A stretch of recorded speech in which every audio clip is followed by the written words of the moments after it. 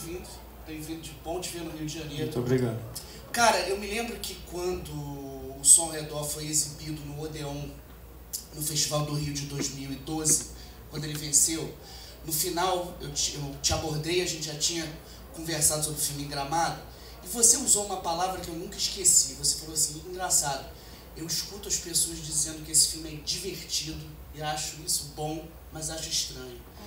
O que há de mais divertido para você no Som ao Redor e o que há de mais divertido para você em rever o Som ao Redor?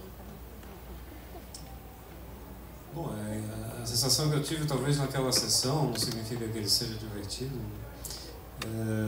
mas eu acho que é um filme que é muito brasileiro, né? Eu acho que ele teve uma ressonância muito grande porque eu passei um tempo viajando com ele antes de chegar no Brasil, e ele era muito bem compreendido, eu acho, mas eu acho que no Brasil eu acho que ele realmente chega num potencial de compreensão, de comunicação, né, de entender o que é isso. E eu acho que ainda mais em Pernambuco, né? Embora que essas questões regionais eu acho que todos nós no Brasil nos entendemos, né? A gente entende o que acontece no país, né? As questões regionais, elas são mínimas, eu acho. Talvez a falta de prática do Brasil inteiro de se ouvir seja uma coisa que a gente precisa realmente trabalhar ainda, né? Eu acho que isso está com cada vez mais gente fazendo filme, televisão e série em todos os lugares do Brasil. A gente vai se ouvir melhor, mas eu acho que de se entender por que as coisas funcionam da maneira que elas funcionam no Brasil, né? Que tem uma carga muito forte de história, né? de escravidão, de racismo, de desigualdade, de separação, né? O filme é muito sobre separações físicas, né? Então eu acho que tudo isso é muito bem compreendido no Brasil, e eu acho que há um certo prazer, para responder a sua pergunta, que eu percebo nesse filme e na carreira do filme no Brasil, um certo prazer de um certo público identificar e dizer isso é bem parecido com o que eu vejo. Existe um prazer da decodificação, né, da tradução. Talvez seja isso que eu falei na época, mas faz muito tempo. Eu me lembro que se a gente, de uma certa maneira, fazer uma triagem de um movimento histórico para o cinema brasileiro que a gente chama de retomada, que foi quando efetivamente o país voltou a produzir longas-metragens de uma forma comercial, ativa, eu acho que a gente pode, de uma certa forma, unir esse período com a lembrança do boom do cinema pernambucano, principalmente o boom do cinema pernambucano de longa-metragem. Eu acho que é impossível para a nossa geração pensar na retomada sem pensar no impacto que foi o Baile Perfumado. Eu acho que a pergunta que eu tenho para você é: qual é o cinema pernambucano que efetivamente te formou como realizador? No período que você, em paralelo às suas experiências em curtas-metragens, era também um crítico, era também um jornalista cinematográfico. E qual é o cinema pernambucano que, de alguma forma, você ajudou a formar? Eu acho que essa é uma pergunta que é mais fácil para um observador das coisas que eu faço tentar explicar, mas eu lembro muito quando saiu o Baile Perfumado, e foi a primeira vez que um longa-metragem era feito em Pernambuco em 18 anos, ou seja, eu nunca tinha visto um longa-metragem feito em Pernambuco, exceto talvez na época eu já tivesse visto A Filha do Advogado, que é de 1926, do J. Soares, da fase silenciosa ainda. E aí Cláudio Assis começou a fazer os filmes dele, saiu o Amarelo Manga, que foi um impacto muito grande, que acho que ganhou o Festival do Rio. Amarelo Manga, o Festival de Brasília, 2002. Mas eu acho que eu vi no Festival do Rio. E aí começaram a aparecer esses filmes, né, pernambucanos que eu admirava e tinha minhas próprias reações negativas a coisas assim e eu acho que isso é muito interessante, porque você começa a querer fazer parte da conversa também e querer apresentar sua contribuição, né? E, por exemplo, o meu filme preferido do Cláudio Assis é O Baixio das Bestas. É um filme que, na verdade, eu vejo como irmão desse filme, né? O Baixio passa na Zona da Mata, no engenho. Esse filme se passa na rua, na Zona Sul, e tem uma sequência no engenho.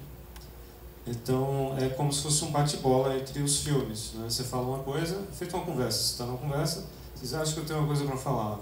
Aí você vai e fala. Aí a sua companheira diz, não, acho que eu também tenho uma coisa para falar. E aí cada coisa que você fala é um filme, né? Pode ser um curta, pode ser um longa-metragem. E eu acho que o cinema pernambucano funcionou muito dessa forma. Ou seja, uma maneira muito interessante das pessoas competirem, mas não é uma competição estúpida de dinheiro, é uma competição de eu ter uma coisa para falar também, né?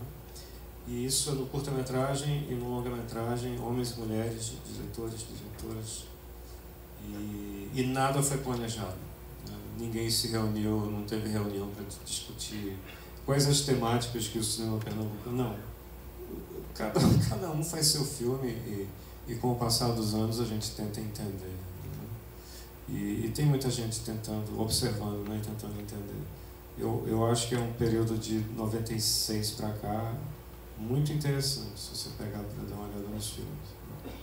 Eu acho que tem uma questão que me intriga sempre que eu volto a esse filme, né? Eu vi a primeira vez no Festival de Gramado, em 2012, quando você sai desse evento com o prêmio de melhor direção. Eu fico me perguntando, principalmente se a gente avalia teu trabalho posterior, o Aquários, por exemplo, é um filme que também toca Queen, é um filme que também começa com fotos, é um filme que também tem uma festa de aniversário.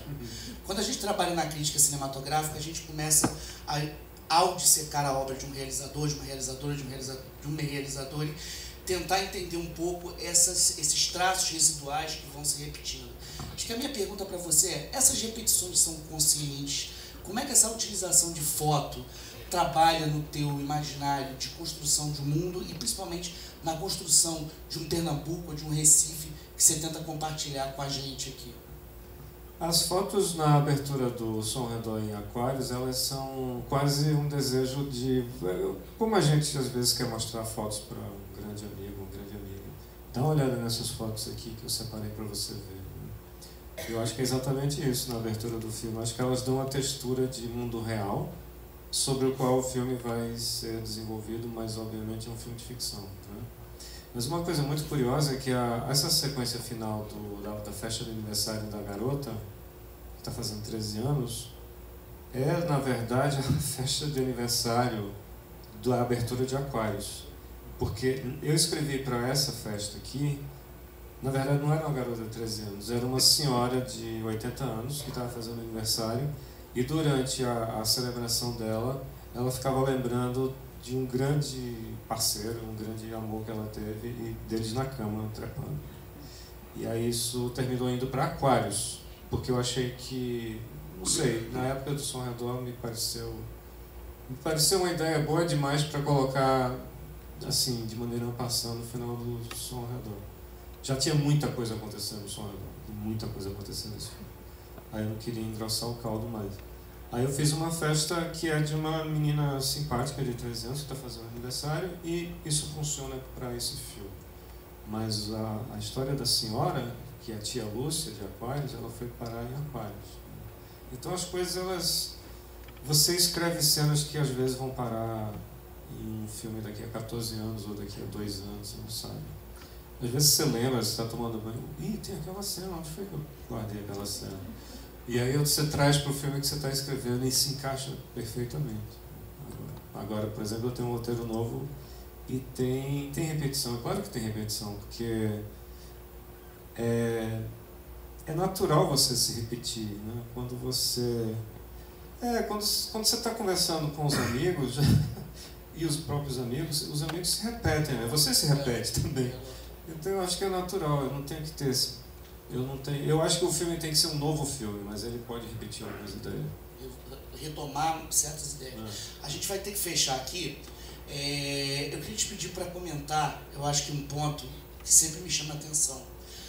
A trilha sonora dos teus filmes eu acho que é um aspecto que deleita todo mundo, assim. E o que me chama muita atenção, especialmente no Som ao Redor, é que, assim, você construiu uma obra, acho que sobretudo a partir daqui, que é uma obra que demarcou o cinema brasileiro de uma maneira muito política. A gente passou a entender o Brasil de uma outra forma, com a ajuda do teu cinema, e eu acho que principalmente a partir da mobilização que se fez em Cannes, em 2016, mas eu acho que não é esse o caso. O caso aqui que eu queria te perguntar, desde a época que o Som ao Redor foi anunciado pela primeira vez, a gente entendia como um filme de baixo orçamento. Grandes ideias, mas baixo orçamento. Como é que um filme de baixo orçamento consegue Queen, consegue toda essa trilha sonora que você colocou aí, que é um dos maiores desafios para quem faz cinema? Depende muito de onde você coloca o dinheiro num filme, né? Tem filmes que tem 3 trailers do lado de fora e eu me pergunto como é que tem um trailer aqui se o filme não tem um orçamento tão grande. A gente prefere colocar no Queen e gastar dinheiro com o negativo do filme. E no caso do Som ao Redor, infelizmente eu e a Amelie, a gente parou de se pagar na segunda semana de filmagem. E aí é assim que a gente vai fazendo filmes. Isso não aconteceu com Aquário, isso não aconteceu com Bacurau, a gente conseguiu se pagar profissionalmente. Mas às vezes o cinema te coloca em situações de escolha, né? Por exemplo, ou eu vou me pagar, porque afinal de contas eu tenho uma família, mas aí eu não vou ter algumas coisas que eu acho que seriam muito boas para o filme. E essas coisas, elas são aspectos importantes para um filme. Ele ser feito em 35mm em 2010, eu achei que era uma coisa muito importante, porque inclusive eu já sabia que seria a minha última oportunidade. No Aquarius, eu queria fazer em 35, mas tinha virado uma excentricidade, porque não tinha mais laboratório no Brasil, ficar mandando material para Paris e Los Angeles é ridículo. A gente fez com a Alexa, que é uma grande câmera digital. Então é tudo uma questão de onde você vai, que tipo de sacrifício você vai fazer pelo filme, para o filme ser o filme que ele precisa ser, né? Teve também um momento de crise que seria cortada toda a sequência do Engenho. Eu acho a sequência do Engenho ela muito importante para o filme. Ela é uma quebra narrativa, né? Eu, quando estava escrevendo o roteiro, eu não aguentava mais ficar naquela rua. Eu tinha que sair dali. E aí pareceu natural ir para o Engenho. Mas, enfim, eu estou tentando responder perguntas bem complexas num tempo muito apertado aqui. A gente vai retomar essa conversa no final. Queria agradecer a todo mundo aqui que a gente vai ter que interromper. Posso tirar uma foto de vocês?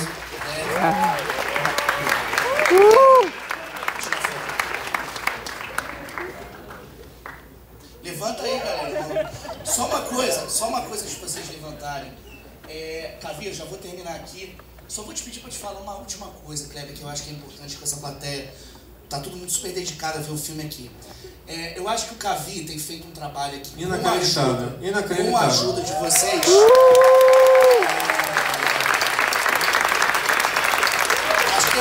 Acho que é importante que seja dito. Desde, se não me engano, foi a primeira sessão em 35, foi o Madame Satã aqui. Tem muitos rostos que estão nessa plateia, que estão sempre no 35. Isso está dando certo graças a vocês. É importante que a gente que vive cinema agradeça a vocês. Mas eu queria que você respondesse uma coisa que, de uma certa forma, é uma gratidão. Eu tenho a sensação que você, embora possa conversar a partir dos seus filmes com as mais variadas mídias, desde a telona do Palais do Festival de Cannes até um celular, que você faz os seus filmes pensando nas salas de cinema, talvez primeiramente do Recife e posteriormente de todo o país. Qual é a importância de manter viva a sala de cinema e qual é a primeira lembrança que você tem de uma sala de cinema na tua vida? Essa sala aqui, o Estação Botafogo 1, e o que está acontecendo hoje aqui, o que tem acontecido através do trabalho dessa equipe incrível do Cavir, não é só a descoberta de filmes, que já é uma grande coisa. Você pode descobrir um filme no telefone, né? Você pode. Mas você descobrir um filme numa sala de cinema, você tem toda uma interação e toda uma relação humana que é impagável, né? Você pode ficar no seu quarto, na sua sala, vendo um filme, em qualquer tela, mas isso aqui é impagável, né? Existe uma relação também com essa tela e com esse tipo de cópia 35, que já é uma cópia que está um pouco sambada, mas perfeitamente exibível, que eu acho que agrega alguma sensação de tempo passado, né? E o cinema é muito tempo passado. Esse filme é muito sobre o tempo passado, né? E tempo presente.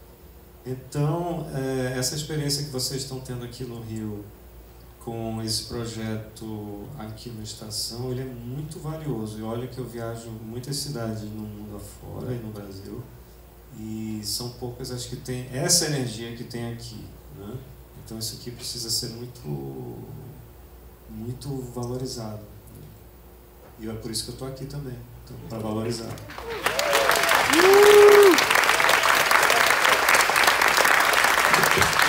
Muito obrigado.